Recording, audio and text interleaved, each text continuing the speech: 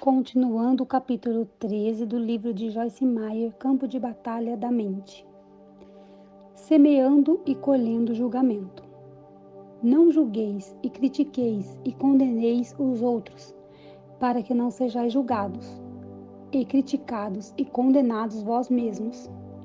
Pois com o critério com que julgardes, e criticardes e condenardes os outros, sereis julgados e criticados e condenados. E de acordo com a medida com que tiverdes medido, os outros vos medirão também. Mateus 7, 1, 2. Essa passagem diz-nos claramente que colheremos o que plantamos. Gálatas 6, 7. Semear e colher não se aplica apenas às áreas agrícola e financeira, aplicam-se também à área mental.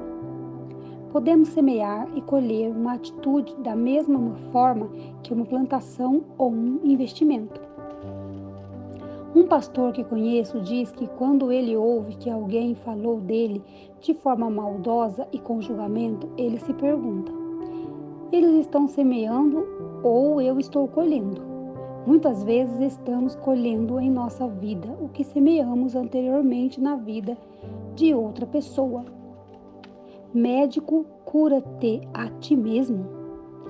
Por que vês e olhas fixamente, tu o argueiro minúsculo que está no olho do teu irmão, porém não reparas e meditas na trave de madeira que está no teu próprio olho? Ou como dirás a teu irmão: deixa-me tirar o minúsculo argueiro do teu olho, quando tens a trava no teu?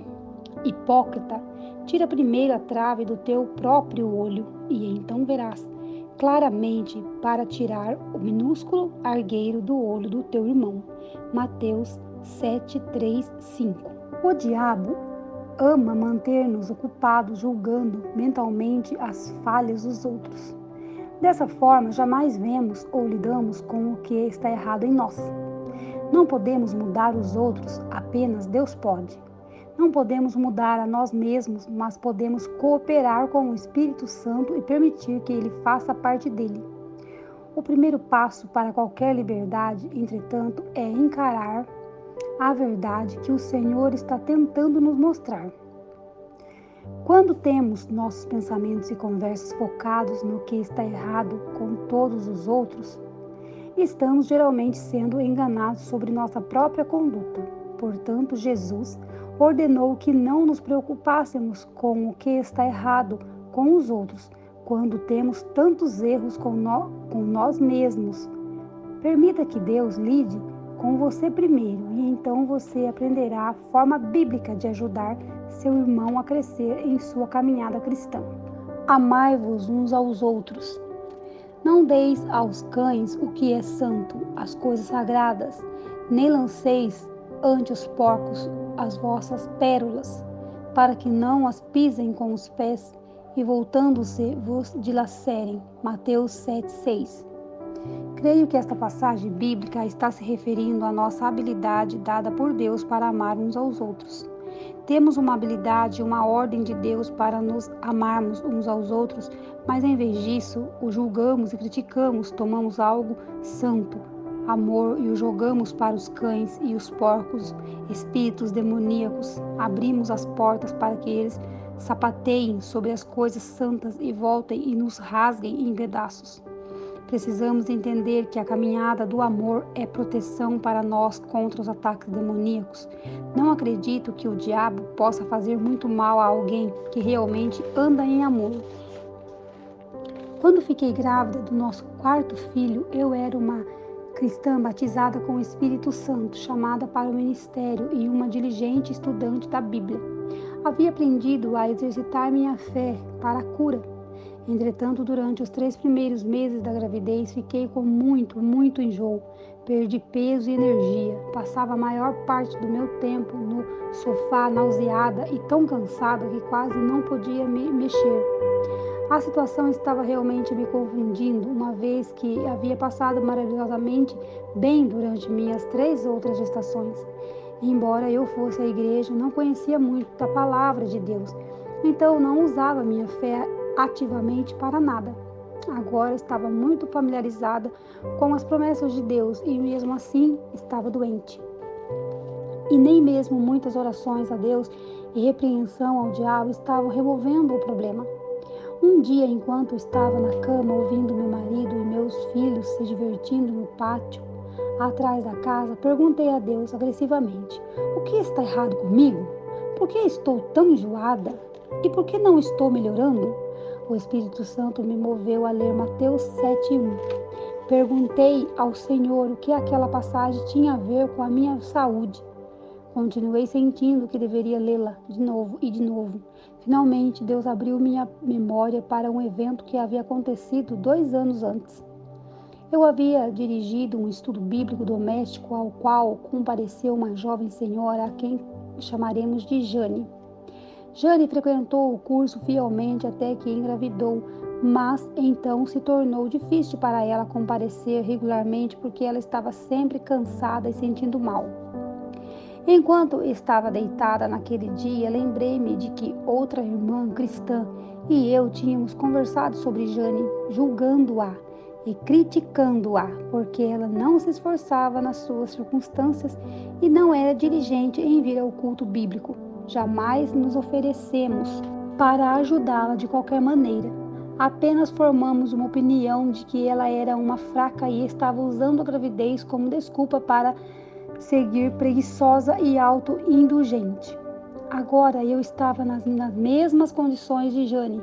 2 anos antes, Deus me mostrou que, embora eu tivesse sido saudável durante minhas primeiras 3 gestações, tinha aberto uma imensa porta para o diabo pelo meu julgamento e crítica. Eu tinha tomado minhas pérolas, a coisa santa, minha habilidade de amar Jane, jogado aos cães e porcos, e agora elas tinham voltado e estavam me rasgando em pedaços. Posso dizer-lhe, fui bastante rápida em me arrepender. Assim que o fiz, minha saúde foi restaurada e passei muito bem durante o tempo restante da minha gravidez. Desse incidente, aprendi uma importante lição sobre os perigos de julgar e criticar os outros. Gostaria de poder dizer que depois daquela experiência jamais cometi outro erro daquela natureza, mas sinto dizer que tenho cometido muitos e muitos erros desde então. Cada vez Deus tem precisado tratar comigo pelo que lhe sou agradecida. Nós todos cometemos erros, nós todos temos fraquezas, nossas fraquezas. A Bíblia diz que não devemos ter um coração duro, um espírito crítico de uns para com os outros, mas em vez disso devemos nos perdoar uns aos outros e mostrar misericórdia uns para com os outros, da mesma forma que Deus, por amor a Cristo, tem feito por nós. Efésios 4:32. Julgar traz condenação. Portanto, és indesculpável. Não tens desculpa ou defesa ou justificação. É homem quando julgas, quem quer que sejas, porque no que julgas e passas sentença a outro, a ti mesmo te condena. Pois tu que julgas habitualmente, pratica as próprias coisas que condenas e censuras e denuncias. Romanos 2:1. Em outras palavras, nós fazemos exatamente as mesmas coisas pelas quais julgamos os outros. O Senhor deu um exemplo muito bom certa vez para ajudar-me a entender esse princípio. Eu estava ponderando por que nós mesmos fazíamos alguma coisa e achávamos perfeitamente correto, mas julgávamos alguém que o fizesse. Ele disse: Joyce, você se olha com óculos cor-de-rosa, mas olha para todos os outros com lentes de aumento. Nós nos desculpamos por nosso comportamento, mas quando alguém mais faz a mesma coisa que fazemos frequentemente, não mostramos misericórdia. Fazer aos outros o que queremos que eles nos façam, Mateus 7:12, é um bom princípio para a vida, o qual, se seguido, evitará muito julgamento e crítica. Uma mente julgadora é um ramo de uma mente negativa. Pensar sobre o que está errado com alguém em vez de pensar no que está certo. Seja positivo e não negativo. Os outros se beneficiarão, mas você se beneficiará mais do que qualquer um. Guarde o seu coração. Sobre tudo o que se deve guardar, guarde, cuide com toda vigilância o teu coração, porque dele procede as fontes da vida. Provérbios 4:23. Se você quer vida fluindo para você e de você, guarde seu coração. Certos tipos de pensamento são impensáveis para um crente, julgamento e crítica entre eles. Todas as coisas que Deus tenta nos ensinar são para o nosso próprio bem e felicidade. Seguir o caminho de Deus traz fecundidade. Seguir o caminho do diabo traz decadência. Suspeite da suspeita. O amor tudo suporta, tudo sobre qualquer coisa e tudo que venha está sempre pronto a acreditar no melhor de cada pessoa. 1 Coríntios 13:7. Posso dizer honestamente que a obediência a esta passagem tem sido um desafio para mim. Fui criada para ser desconfiada. Na verdade, fui ensinada a desconfiar de todos, especialmente se eles fingissem ser bons, porque deviam estar querendo alguma coisa.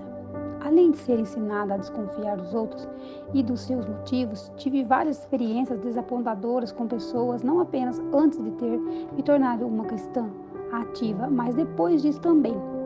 Meditar nos componentes do amor e perceber que o amor sempre espera o melhor tem me ajudado grandemente a desenvolver uma nova forma de pensar.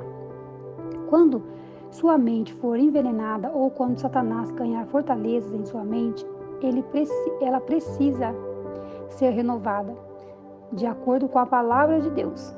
Isso é feito aprendendo-se a palavra e meditando, refletindo sobre ela, murmurando-a para você mesmo, pensando nela. Nós temos o maravilhoso Espírito Santo em nós para nos lembrar quando nossos pensamentos estiverem indo na direção errada. Deus faz isso por mim quando estou tendo pensamentos de desconfiança em vez de pensamentos amorosos. O homem natural pensa: se eu confiar nas pessoas, elas se aproveitarão de mim. Talvez, mas os benefícios superam de longe quaisquer experiências negativas. Confiança e fé trazem alegria à vida e ajudam os relacionamentos a crescer até seu potencial máximo. A suspeita mutila um relacionamento e geralmente o destrói. As coisas mais importantes a considerar é esta: os caminhos de Deus funcionam, os caminhos dos homens não. Deus condena o julgamento, a crítica e a suspeita, e da mesma maneira nós deveríamos fazê-lo. Ame o que Deus ama, odeie o que Deus odeia, permita o que Ele permita e rejeite o que Ele rejeita. Uma atitude equilibrada é sempre a melhor política. Isso não significa que não devamos usar sabedoria e discernimento em nossa conduta com os outros. Não precisamos abrir nossa vida a cada pessoa que encontramos, dando a cada uma a chance de nos triturar. Por outro lado, não precisamos olhar para todo mundo com um olho negativo e suspeito, sempre esperando que os outros se aproveitarão de nós.